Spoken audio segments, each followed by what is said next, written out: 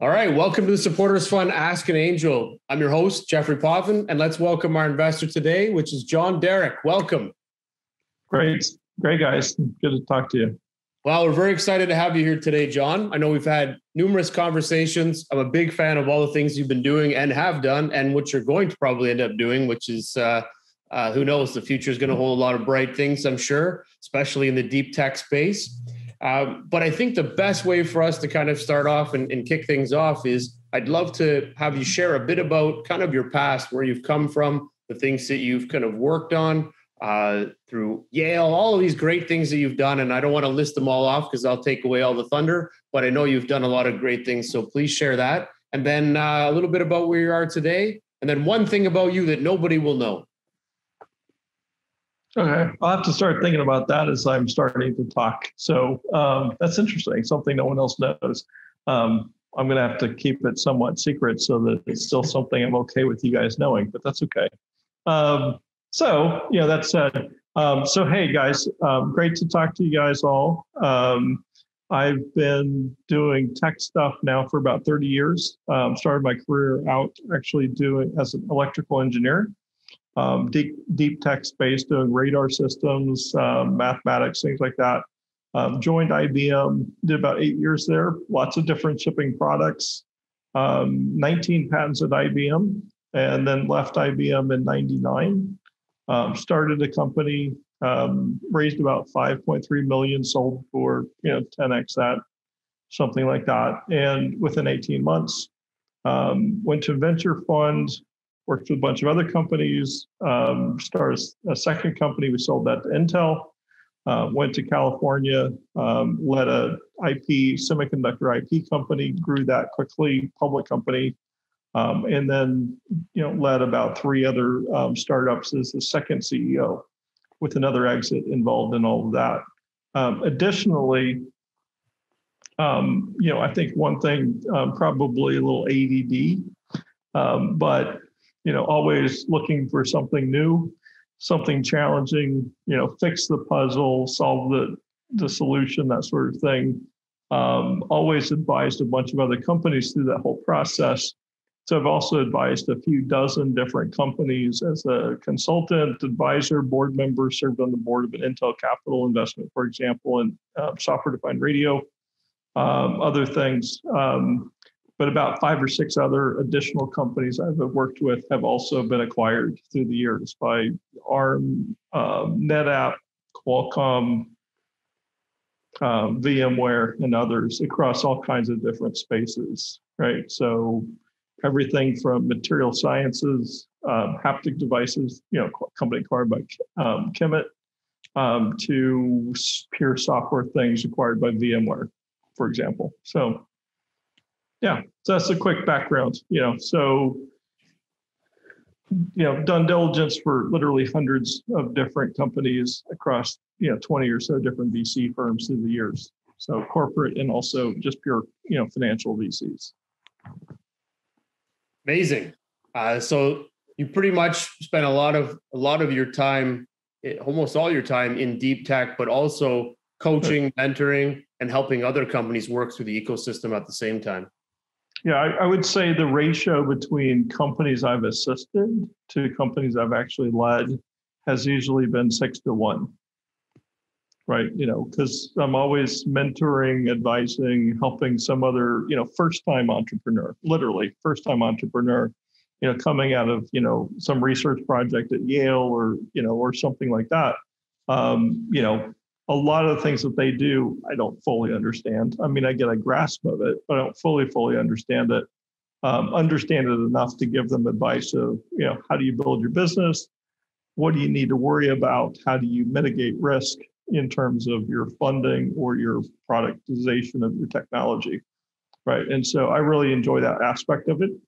But at the same time, obviously I have to have a full-time gig as well. Right. So I do those as well. So, technically, I guess at this point, probably have something that normal people might equate to 3 full-time gigs plus a few more, but that's fine. I enjoy that. So it's all good. Keeping yourself busy. Yep. I kind of like the 19 patents leaving IBM in 99, kind of like the Gretzky thing. So very similar look, which I like that. I'm going to retire in 99 after I don't know, have 8 million awards and 999,000 goals. I think that sounds like you kind of did the same structure there before you left IBM.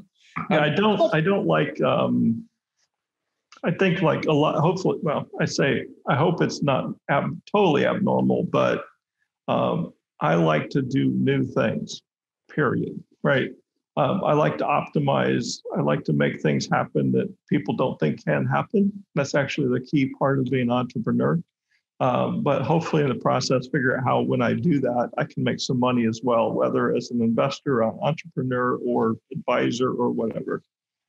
So yeah, no, I think that's a great approach. How much of what you learned and jumping into the IBM helped you from that machine side of things? Like IBM has turned out many, many amazing entrepreneurs, especially in the deep tech space. I know many people that have gone through the engine, the IBM engine. How much of that structure and learning do you think really helped you and propelled you over the last, 22 years, give or take, since you left? It's interesting. So so my first role was actually working at a company that was at part of TI, right, which is now part of Raytheon. It was the defense sector. And they had a very casual, I would say, technology-driven, culture. Wear shorts to work, jeans, whatever else didn't matter, right? When I first joined IBM, it was, quote, pre the conversion, right, to all of that, right? So, I was like the oddball, right? Everyone else is in slacks, shirts, ties, whatever else, and I'm like, dude, I'm wearing my Adidas, my 501s, and just it's a button-down shirt, but I'm going to be comfortable. I'm going to do what I'm going to do, right? And so that tech-driven thing was fine. But when I joined IBM, there were so few people getting hired at IBM that they deferred my, quote, orientation class until when they had enough people to do it. Right. And so when that came around, I was like, I'm too busy. Told my boss. He told his boss that, hey, this guy can't do it. He's too busy doing stuff we need. I never got IBM indoctrinated, oriented, whatever, trained. Right. So I just did stuff. Right. And so, so it was a great playground, great environment to learn. And I would describe it, instead of doing startups, right, within, that company, we did upstarts, right? So organization has a problem, they have a little bit of funding, they say, go do this project, go build it. And so I did a bunch of those, right? And so that was very good kind of, training wheels on, learn it, figure it out, that sort of thing. But the most important part was, as you go through a company like that, is learn what's, quote, important to the business, and then also learn what you just need to take care of so it's not a problem. Right. And those are two different things. So, some structure is good, so you just don't have problems. Right. But you have to always remember what the focus is, which is producing value for the market, creating something people invest in, buy, and purchase. Right. And keep people motivated. Well, I like that producing value for the market, I think, is kind of strategic in the sense that IBM can't survive if they're not producing enough market value. They're giving you a project which says, hey, take this upscale product or business, figure out what you can do with it, see if our clients will like it in the long run, but work it right now, figure out the value. So while you were doing that, and I loved working with IBM, I think that they carried a lot of that structure, and you could always lean on them to help that innovation side, find new things, come up with creative ways to solve problems, using that, maybe that deep tech, but that process of analyzing things. So in taking that, how much of this helped build street cred for you? Because now you spend the next 20 years and everybody's coming to you to advise, coach. So that all comes from somewhere, right? Yeah. So street cred has a really short half-life. But that said, I will say that, in that environment, and there's a lot of large companies that you can, as a technology guy or business guy, you can, quote, exist and survive for quite a while without actually shaking things up, right? Right. And so, I would say, if you're an entrepreneur, you're going to be leaning forward all the time, right? Trying to figure out, hey, this doesn't make sense. We could do a lot better for our company, for our team, for whatever, right? For our customer. Let's do that, right? And you're going to be doing that as opposed to, hey, it's not my problem. This is the way it's done. I'll be fine. I don't worry about it. I'm getting paid either way, right? That's the real test, right? Of, do you have it in you to be an entrepreneur or not? Because if you're trying to improve it, build it, expand it, create it, do whatever else, you're basically saying, I want to put myself out there to take a risk to improve what is around me, whether that's a business, the product solution, the customer experience, whatever it might be. If instead you're like, hey, the system's working, I'm getting paid, I'm okay, how can I make more money? And that's all you're worried about. Don't go into entrepreneurship because you're going to get crushed, right? Because as soon as you figure out that, hey, this is hard, this isn't what I really wanted, I just wanted something to make a lot of money, you're going to get really disillusioned well before you get that chance to make a lot of money, right? If that makes sense, right? Oh, 100%. And to take that back, it's kind of either doing punching the clock, doing status quo, or you're going to take what you're doing and utilize the skills and the improve it, expand it model so that you can actually challenge what's going on in the business so that that's going to build up more of that street cred for you because people are digging into you saying, hey, this guy's really going a little extra mile here. They may be uncomfortable with it, but your clients are loving it because it's making them money. It's making them see the vision. It's letting them understand that, hey, this tech might be really new, but it's going to be somewhere in the next few years. We better jump into it. So you kind of create that funnel. And I'm assuming that from that, it really built up that entrepreneurial side to you, probably thinking, hey, you know what? I could really survive and do this myself. Yeah, and a lot of it actually has to do with a great deal of, quote, I'll say impatience, right? Of things have to happen. They have to happen faster and faster, right? And so, sometimes there was a phrase for a while, I'm not sure if it's still in use, don't ask for permission, ask for forgiveness. I actually would take it a little step further, and I've actually used this on board members, which is, don't ask for forgiveness. Be in an entirely different place in your business when they even realize there's a question, right? Just keep blowing through the neighborhood, right? Kind of thing.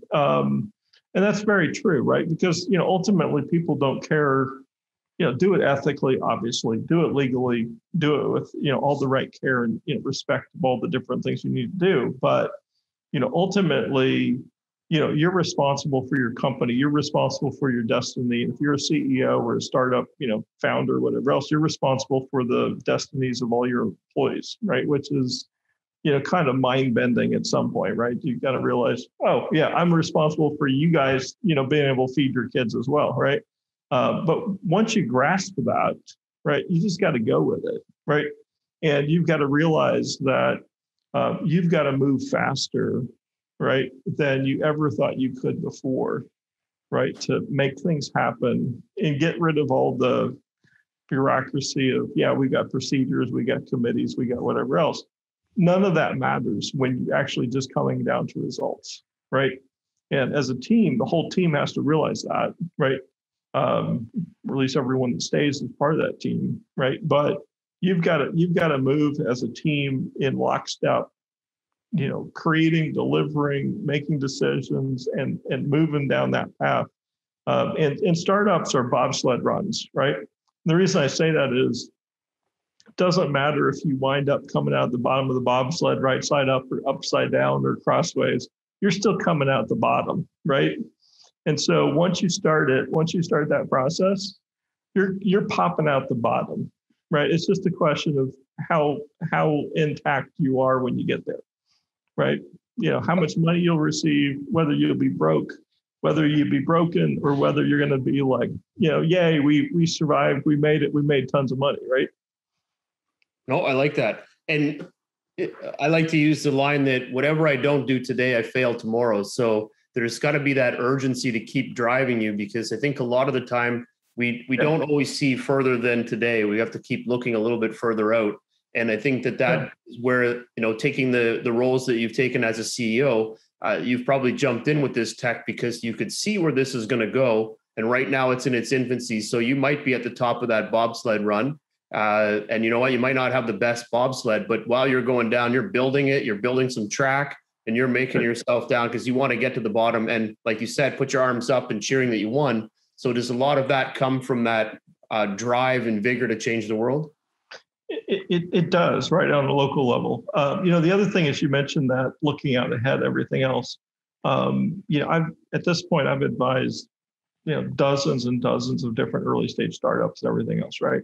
And I'll tell you, just kind of as an observation, not sure if we want to go into it much deeper, but many early, first CEO type role, kind of leadership. One of the places that they fail is they think of everything fully sequentially, right? They think of, hey, this is going to happen. We make this decision.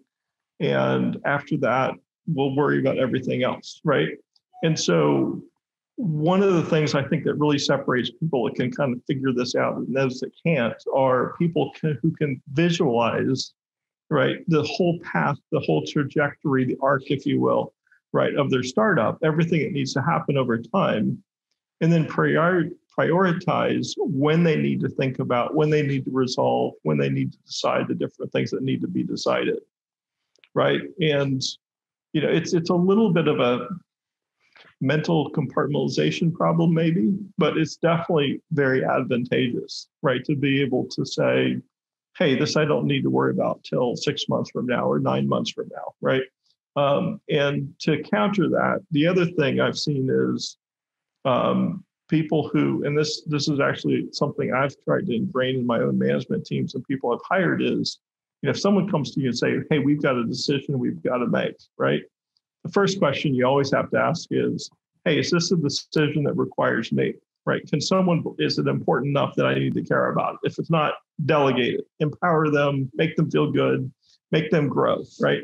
If it is something that requires me, do we have the data we need to make the decision, right? If we do, make the decision, move on. If we don't, can we get the data to make the decision? If we can't in a reasonable amount of time and effort, then make an assumption, make a decision. Otherwise, get the data, make the decision.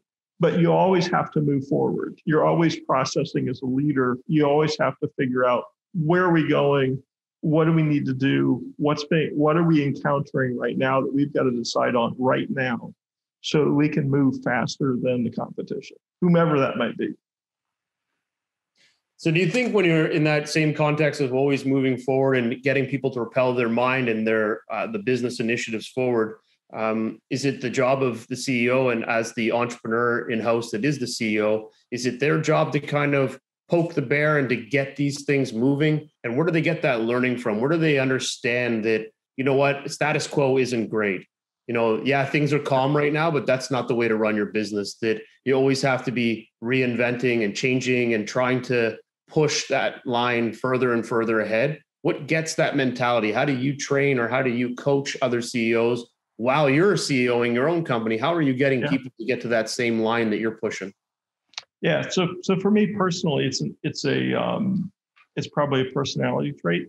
I'm just not comfortable with status quo, right? Things have to change, right? We're either growing, right?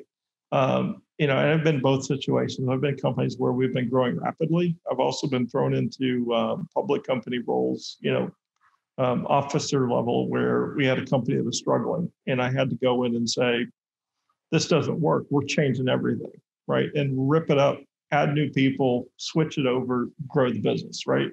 So I think from an entrepreneur, the whole thing about an entrepreneur is not comfortable, is not satisfied with what is right now, right? Whether that's we need to grow it or we need to rebuild it, remodel it, fix it, whatever it might be, right?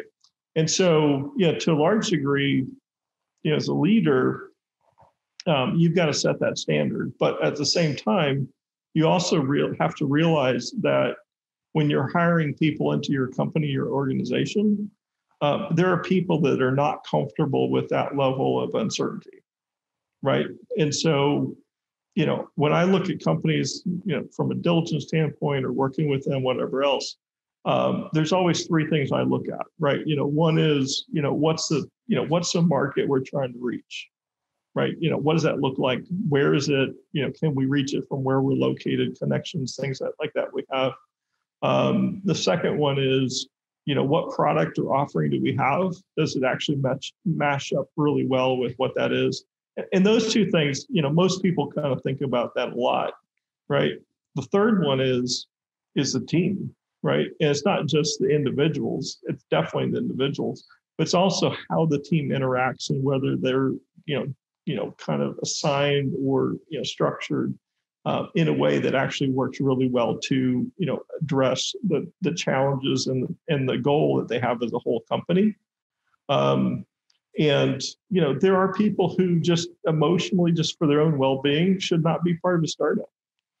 They just need a level of structure, and every day is good, right? Everything, is kind of structured and predictable, that you just can't offer in startup, right? And there's nothing wrong with that. It's just don't torture them with that process, right? I've had VP level people that worked with me early in my career that they were not wired for the uncertainty that was going to come in what we did.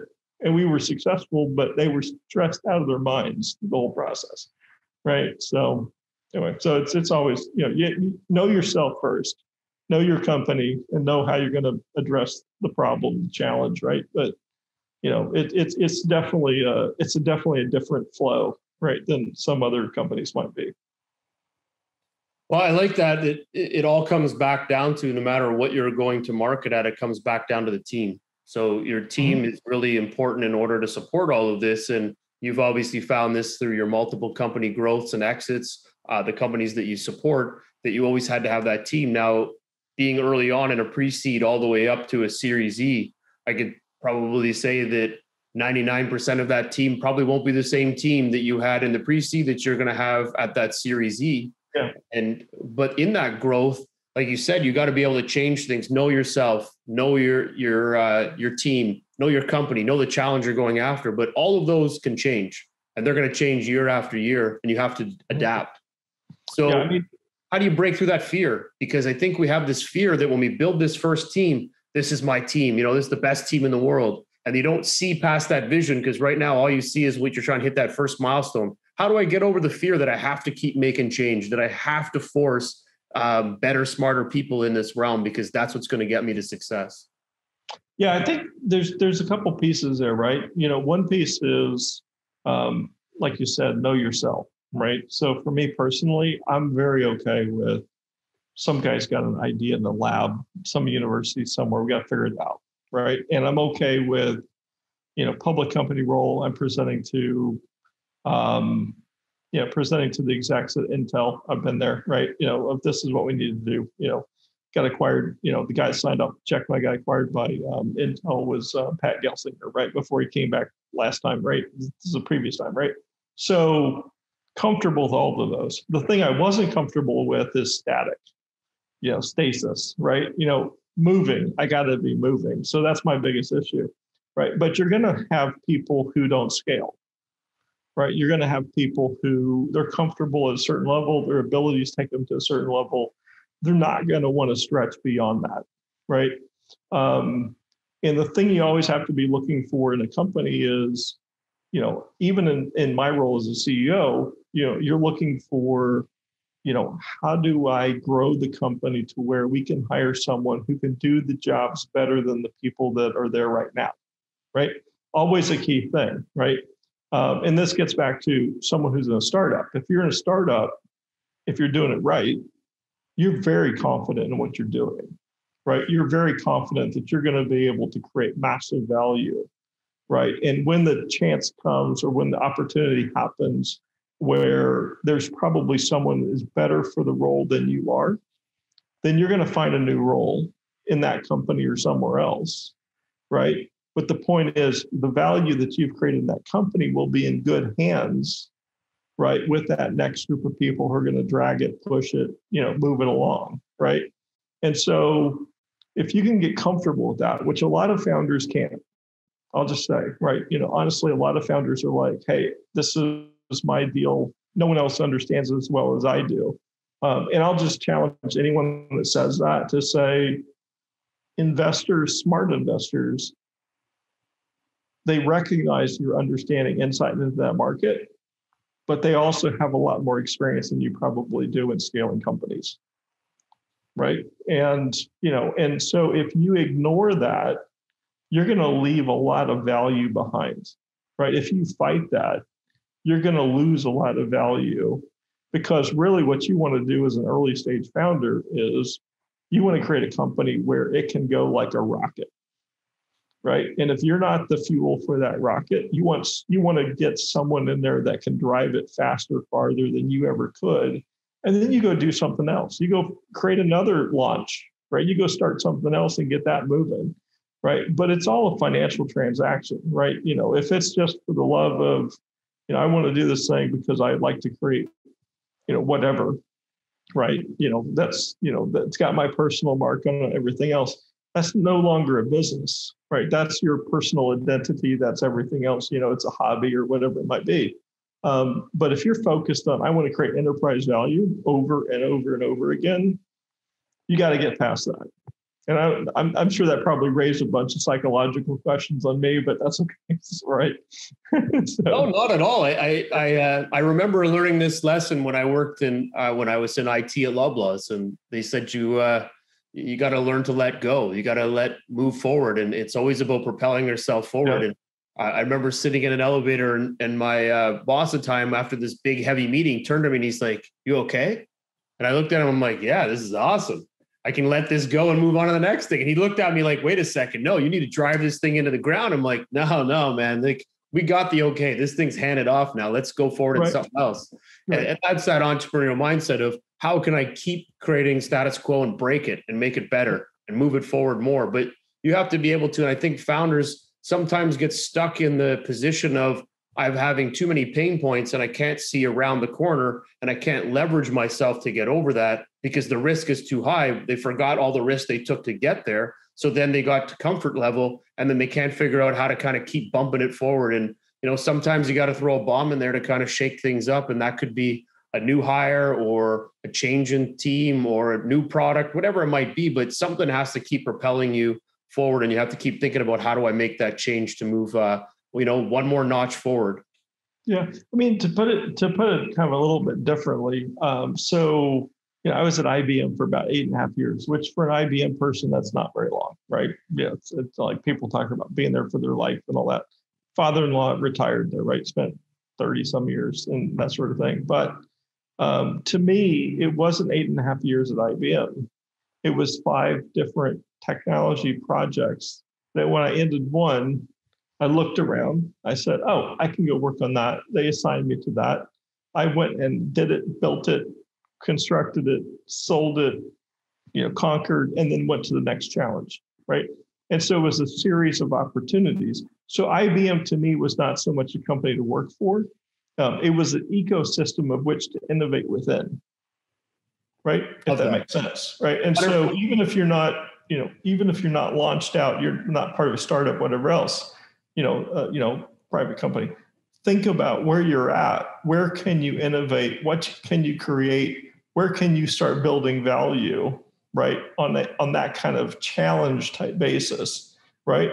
And the beauty, of course, in a company like that is, if it fails, great, you get another chance, right? That's the beauty of it, because you got your retirement. You're going to still work there as long as you don't really suck. You'll be fine, right? Sorry. But the downside is the upside is just a better salary. It's a promotion, right? It's a few stock options or RSAs, right? It's not that big, right? So you just have to decide where you want to dial it in. Yep, agreed. So now taking this, I guess the best parts of what's occurred through your IBM days and the CEO side and raising funds and building up this business and really finding ways to keep changing status quo and growing the company. You started to do a lot of, I guess, add-ons to your whole journey. And one of them that really interested me a lot was what you were doing with Yale. Can you share a little bit about how Yale started and where that ties into kind of your whole journey? Yeah. So just to put some context in it. So I've advised, like I said, a few dozen different VC funds on different investments and things that they've done through the years. dived into those projects as a coach to their CEO, so their CEOs, interim CEO roles, management teams, strategy, everything else, right? I've also worked with a number of different universities that have tried to be working on commercialization of technologies, right? And a number of years ago, through another group that was trying to do kind of incubation of silicon or hardware-based technologies, I advised a company up in Yale, right? And so worked with them, made significant progress, kind of demonstrated that. And through that process, as Yale was trying to create an EIR program, an entrepreneur in residence program, people to kind of from industry help their researchers or teams figure out what to do, started working with them on that, right? And so, I see early stage tech from different universities, whether that's material science or computer vision or you name it, from different universities where they're like, hey, we've got this thing. What do we do with this? Right. And this is like my sweet spot, right? To be honest, right? Because I understand some tech, look at the market, figure out a whole structure of how to drive through it. And really for me, it's not just an interesting thing to do. It's actually something I feel really strongly about, because if we're going to go develop things, let's develop things that actually can make a difference in the market, right? The world, create value, right? And so I've been involved in a bunch of those projects through different things. And those range, in the case of Yale, it's material science, it's memories, it's battery tech, battery recycling tech. So it's everything from computers to green tech to other material science stuff, right? So. Awesome. So in that part of what you've been doing with Yale, are you tied into many startups and really working through that ecosystem as you built out kind of the process on how to scale, how to commercialize? It sounds like a lot of it's on commercializing innovation. Yeah. So are you doing that with a lot of products and businesses? So I think at the moment, I'd have to actually check a list. I don't have a list in front of me. I think I probably am working with like 8 different companies right now. Yep. Early stage startups that are trying to commercialize a technology that was originated in a university lab, right? In addition to that, I also work with a couple of the groups that are trying to do commercialization of technology coming out of national energy labs. So for example, one of the companies I work with, they're out of Oak Ridge National Labs. They did research here, right in my area. Another one's doing a project to do miniaturization of technology at Argonne. Another one came out of Yale. It's a pretty long list and kind of geeky to say the least, which is fine, which I'm okay with, right? Because I'm really more of a, you have a hard science, technology or something, right? That process. How do we then create value from that, right? And minimize the length of time it takes from it works on a lab bench. Now, how do we actually build a product, right? So I've been through that project, that process trajectory, at least at this point, at least a dozen times with different companies, right? And so it's pretty, even if the technologies are considerably different, the process of getting them out is actually pretty similar. But you did help kind of build that commercialization. And I think that makes a big difference in, especially when there's going to be a lot more companies over the next 10, 15, 20 years coming out of Yale, and they're going to need that understanding of how to commercialize it. And you're sharing that down and helping others learn more about what this kind of vertical looks like and how to commercialize. Not just with them, but any of the universities generating deep tech, right? Whatever it might be. And, from my own perspective, it doesn't matter if someone, I'll say this, it doesn't matter so much if someone creates this magical breakthrough in a lab that's going to create green energy, clean water, nuclear fusion, whatever it might be. It doesn't matter if someone builds that in a lab and it never actually happens, right? So I'm just throwing some effort and energy, brain power behind, let's actually, take some of these things and actually get them in the market where it actually makes a difference. That's it, right? Pretty simple. I think that's pretty exciting regardless, and especially being able to do that with a lot of the companies on technology that may never even hit the world. So that's yeah. So like I said, I mean, there's some fascinating quote things that people have created, and you're like, well, theoretically, right? That would be great, right? It'd be wonderful if we could. Okay, so let's actually put some energy behind that, right? Not look for the magical next thing that may or may not actually happen, but so much of I would say so much of the role of the entrepreneur is not quote raw research, technology development. And I'll confess to a couple of things here, right? My first startup, we built a technology that was quote revolutionary, but it combined hardware, processor like coprocessor type technology and just-in-time compilation technology in a single tool, right? Both of which were well established. We just kind of meshed the two together differently, right? And it was a phenomenally good idea, right? But how much, quote, raw research, new technology did we develop? Not a ton. A lot of it had to do with just making it palatable to the market, right? And so one thing I would challenge any entrepreneur that's looking, deep tech entrepreneur that they're doing to think about is, it's one thing to build something no one else can build. Okay, great.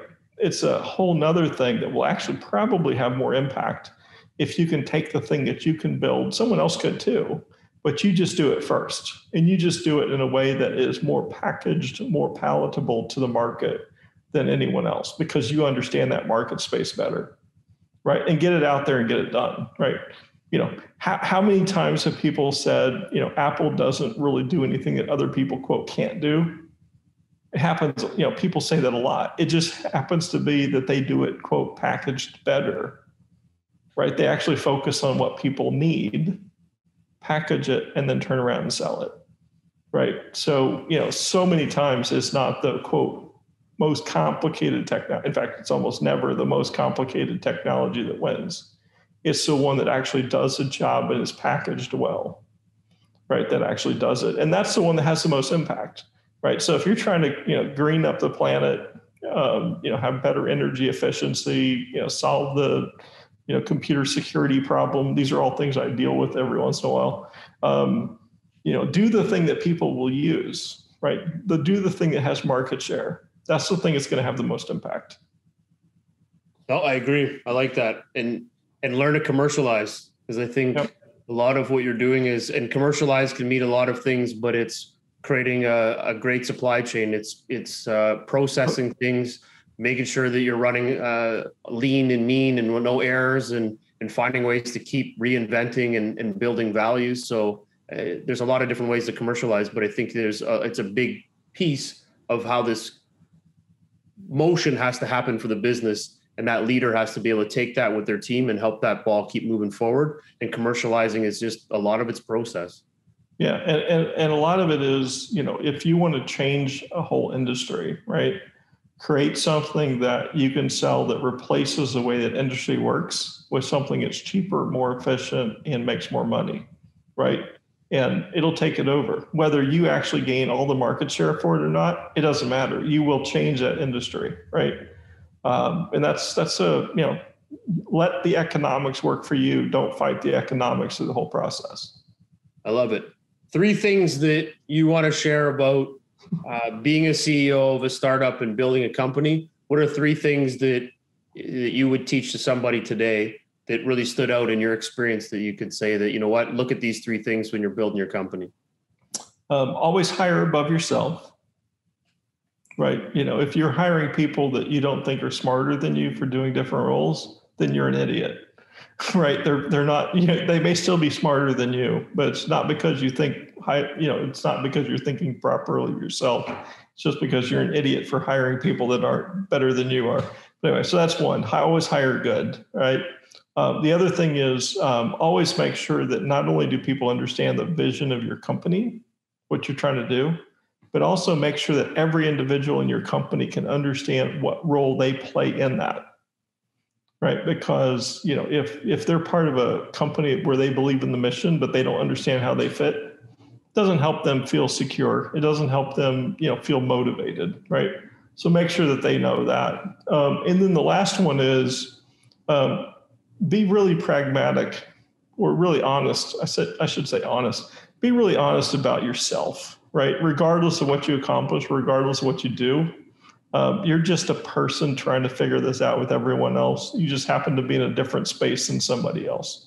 So don't be a jerk with other human beings. Treat them with kindness, respect, and work through that problem, right? And see if you can get other people to join you to do that. Because I will tell you, in the CEO ranks of startups, everything else, there's a lot of idiots, right? There's a lot of us that don't, that screwed everything up in our lives and with other relationships with other people. Don't do that, right? Because companies kind of come and go. Relationships that you have with the people you work with, your family, your kids, everything else, those hopefully, if you do it right, will actually last a lifetime. Well said. Yeah, those are great things to keep in mind. I like the last one. It's they're all good, but the last one really does stand out because you know what? Treat people the way they should be and be good to everybody, and things will work in the right direction for you. Yeah, and part of that last one also is not just family and close friends and things like that, but it's also how you treat other people in business, right? And the reason I say that is, I've always taken the approach that companies come and go, right? I've been married for 29 years. I've worked with all the different startups, engagements, everything else, a few dozen companies, literally, and actually held probably 7, 8, 9 different full-time gigs, like full-time jobs, right? And your relationship with other people, your reputation, what people say about you will carry across every single one of those companies, right? The company will come and go, right? What people think about you as a brand, think about you as, do I want to do business with them or not? Can I trust them? Everything else. That goes forever. And so I do a lot of business occasionally, randomly, right, with people that, I know this guy. It's been, like just as an example, you've asked me to introduce one of your companies to a guy that I used to work with literally 24 years ago, right? So if I screwed him over then, right? Sorry, but yeah, if it was not a relationship, there's no way that it would make any sense to even try to have that conversation, right? And so be a decent person to the people around you, right? You can be an aggressive entrepreneur and not be a jerk, right? So. I'm hitting the like button like crazy right now. There's likes going up on the screen, but I completely agree with you. It's I think sometimes we get caught up in our own thing and we forget that we're all human and we're all working on the same trajectory. We're all trying to figure it out, right? Optimize for where we're going and for others, hopefully those around us. So yeah, like it. Well, we're going to kind of transition a little bit into one area that I always like, which is a great story, and looking for in all of the startups and the businesses that you run and the people that you come across and the stories that you hear. Is there any kind of heartfelt story where it really blew your mind away, how this entrepreneur, how she or he was able to you didn't think it was going to work and they just overcame the barriers and they just made it take off like a rocket ship, or at least they survived. Maybe it was a COVID story, who knows, but it was just kind of looking for a story that really shows what it takes to be an entrepreneur. Yeah. Wow. A little forewarning on this one would have been great. I'm thinking it's okay. So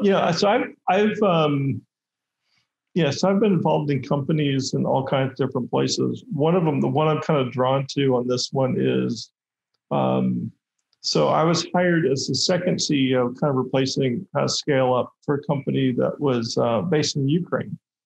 Right. And so this was before the revolution, right? Whatever you want to call it, 2013. Right. And so these guys, mostly guys, I think we had about 15 out of 50 people there, but most were, women, most were men. Most had served in the Ukrainian army in the IT service. And so And so, got there, we started scaling the program. We started, got things moving, grew the revenue in the year, that first year about 350%. So a pretty good revenue growth for a SaaS company. Got into a bunch of telcos, things like that. But in the backdrop, we were raising capital, right? And so, we're raising capital, US-based firm, when the revolution happened, and I can share pictures, probably not right now, but I can share pictures like in the square with the barricades, the bonfires, the riot and shooting, all that kind of stuff, right? But these guys were like, this is where we live. We want to build a tech company. We want to be important. We want to make this work, right? And so, so they kept going. The funding source in the U.S. kind of didn't happen because, the firm in, I won't name them, but the firm in San Francisco was like, we're not wiring, $3 million into the Ukraine. That doesn't make any sense. And so, so started raising another capital raise, out of Europe and got that sort of moving along. And then the jetliner got shot down, right? Yep. But these guys are still building their stuff. They're still selling. We're still plugging along. And so, here in the US, it's like, I can't continue with this path, right? My marketing sales team that we built up here, we couldn't pay for them. The investors, the current investors wouldn't do it. We couldn't get new investors and they're still going, right? The point is they're still going. And so even in the interim of all of that, a bunch of them got, quote, drafted, right, to the Ukrainian, army, right, was going to get sent off to the Eastern Front. They went to a different country for a while, leaving their families behind to keep working. And, so laptops, hotel rooms, typing away, working while I'm here, in comfort. But they were just dedicated to, we are going to make this work. We don't care about geopolitical. We don't care about, we're going to get deported, whatever else is going to happen. And they're still going, right? And so I think, the thing I would just say there is just the tenacity, right? And you got to have a certain level of this, the tenacity, the stubbornness of just, we are going to make this work, right? And, believing in it enough to do that. It's not a gig. It's not a job. It's a mission that you set out to because this is something important enough. I think it should be made. It should be built, right? And so, sorry, maybe not as dramatic a story as you might want, but, it's that one kind of sticks with me. Perfect. That's exactly what you want to hear. It shows that, nothing can get in front of your dream and that it doesn't matter if the funding didn't come in here and this person didn't like this. Yeah. It's the fact that they were the war was going on in front of their window, that they really got at it. Yeah. And just the, and I think it's also a reminder though, of sometimes, when you go into this, you do need to understand that it will put some stresses on your system that are unusual. Right. So if you're used to an easy, normal 9-to-5 type job, this is not that. Right. It's not that. Right. It's you're going to be thinking about this, or you should be thinking about this 24/7 with an occasional break for mental health. Right. But that's about it. Right. Yep. I like that. No, that's a great story. And I love it. Tenacity and the desire to make sure you get success out of something. You'll just keep working hard. Mm-hmm. All right, we're going to transition now into the rapid fire questions. These are going to be business questions. It's yes, one or the other. So it's easy, quick snapshot, and then we'll jump into some personal stuff. So, all right, first question. Founder or co-founder? What's the question? Pick one or the other. Would you take a founder or a co-founder? Like which one do you represent? Which one would you rather invest in? Either. Okay. Unicorn or 4-year 10x exit? 4-year. Tech or CPG? Tech. Brand or tech? Tech. AI or blockchain? AI. First time founder or second or third time founder? What did they do the first and second time? Is that not an option? No, that's the mystery. Okay. First. First money in or Series A? First. Angel or VC? Angel. Board seat or observer? Board. Safe or convertible note? Convertible. Lead or follow? Yeah. For what I do, it's normally first money in when I've done it. So that doesn't really matter. So. All right. Equity or interest payments? Equity. All right. Favorite part of investing? Favorite part of investing? The exit. Okay. Number of companies you invest in per year? A few. Okay. Any preferred terms? Like you like equity or pref shares? You don't like safes? Convertible notes, discount, and cap. Okay. Any verticals you like to focus on? Deep tech. Has to have a good technology component. And the team is most important. Team and market is the most important. Yep. Okay. All right. We're going to jump into the personal side now. These are the fun ones. Maybe. Book or movie? Movie. Superman or Batman? Batman. Pizza Pop or ice cream bar? What was that? Pizza Pop or ice cream bar? Pizza Pop?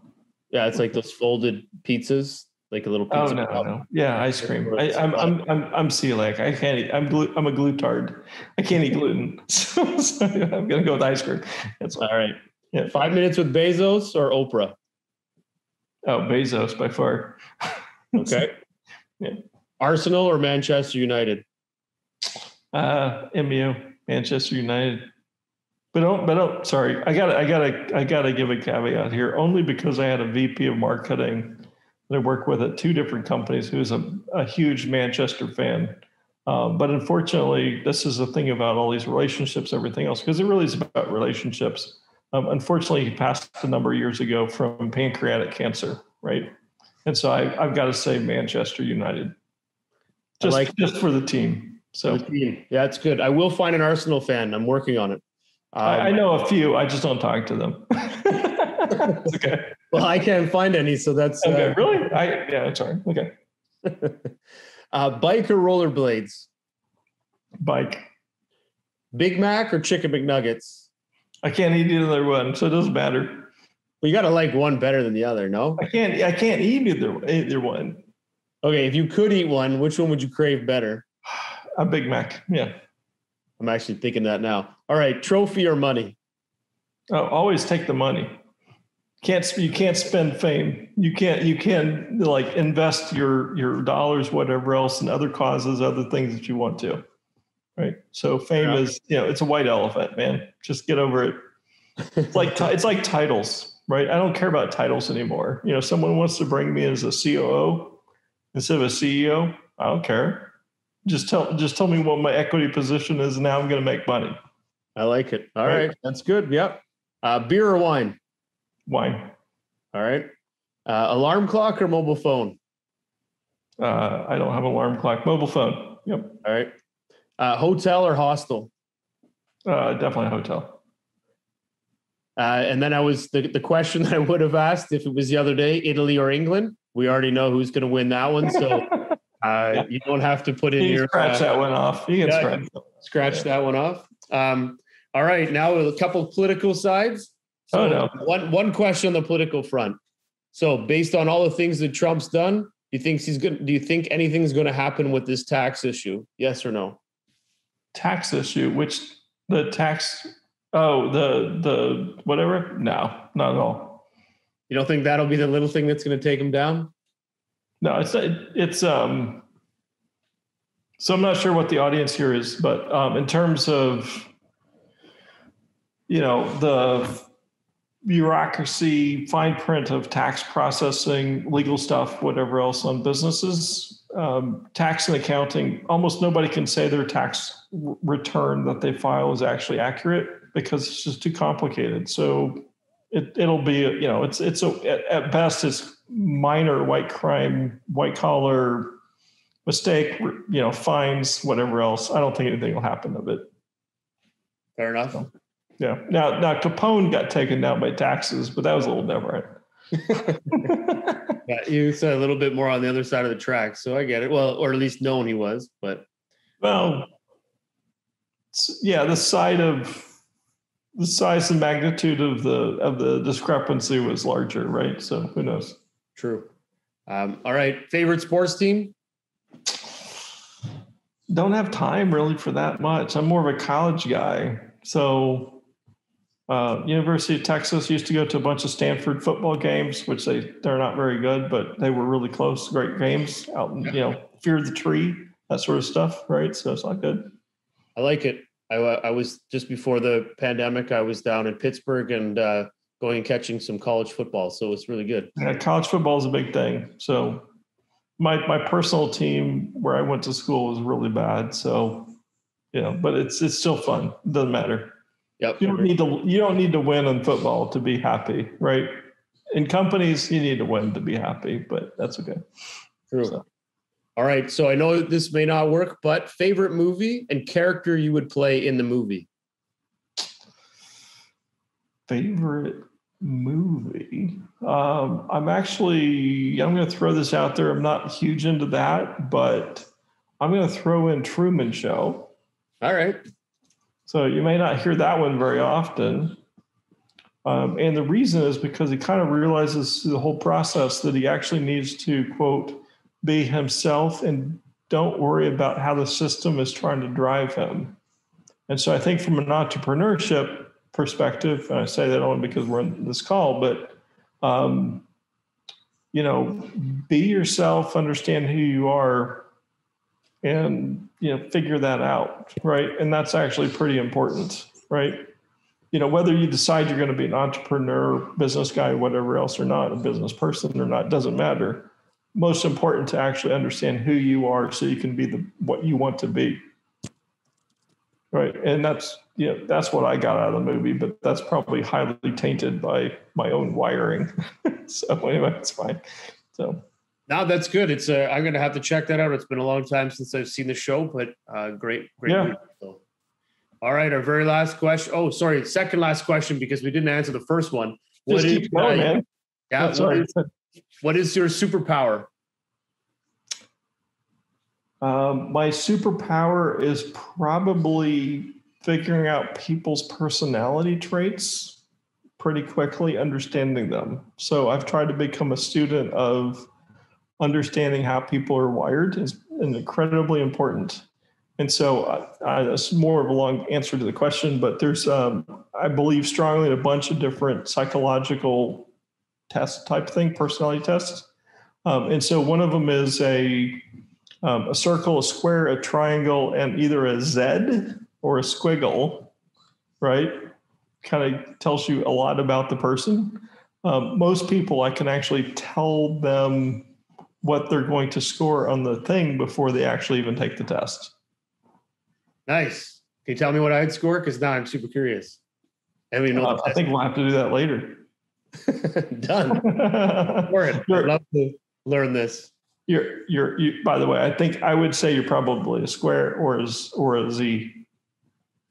But I'm going to go with the square. So you can go look online, take the test. But now you can't take the test. This is a problem, right? Because now I've weighted it for you. You don't know. I don't even know what they mean. So, but if you do a search on Google, you'll find it. So anyway, okay. I'm going to try that. Just personal disclosure. I'm a Z. You're a Z? All right. I'm a Z. So you can look the thing up and then you'll figure it out and then it'll make perfect sense. But anyway. Okay, done. I'm going to check this out. Yeah. All right. So the last question was the first question. One thing about you that nobody would know.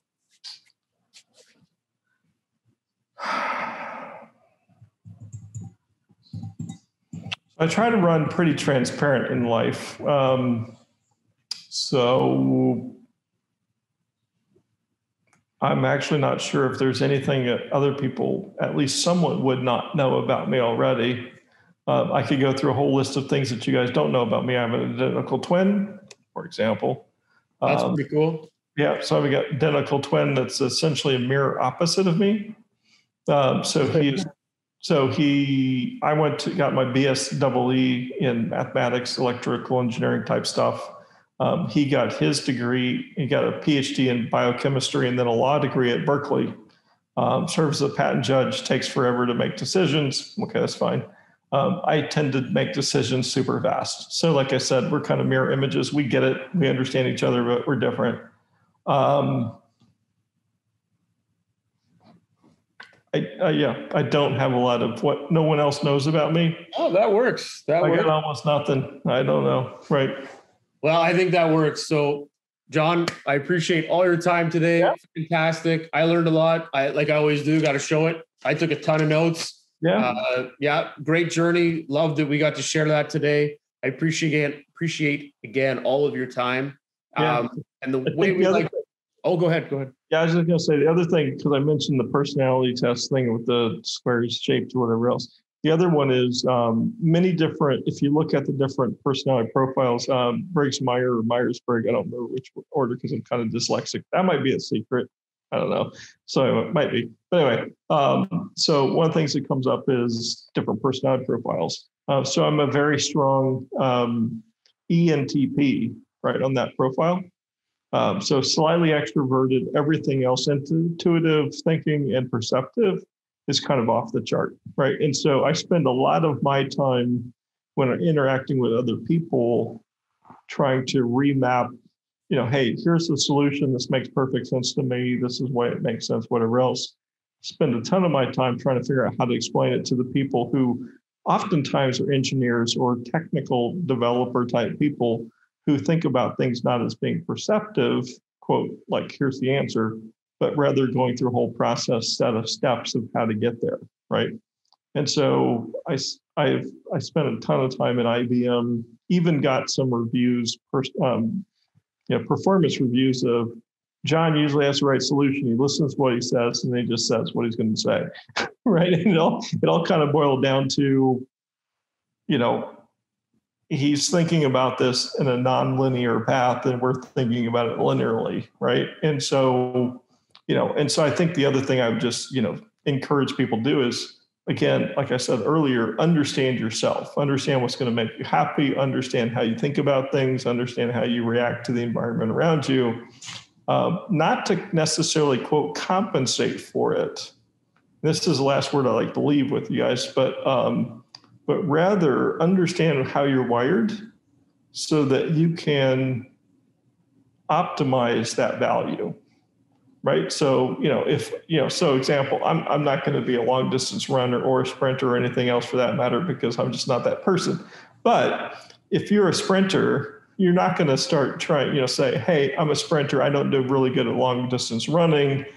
I need to improve on that and focus on that, right? So I can be better. Don't do that. Understand what your strengths are, right? Focus on that. Understand a little bit about what your weaknesses are. And if you're developing your team as as a CEO or whatever else, hire people to cover those spots. Hire someone to compensate for the fact that you're not good, for example, at sales, or not good at marketing, or not good at, whatever, human, HR, right? Human, resources, right?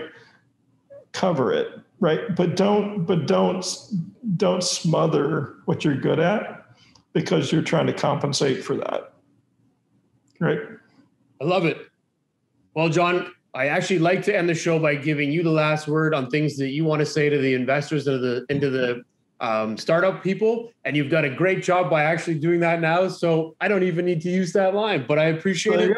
Perfect. Awesome. Thank you very much for that. Optimize your value. You said a lot of valuable things. I appreciate your time again, John. Thank you very much. Awesome. Great.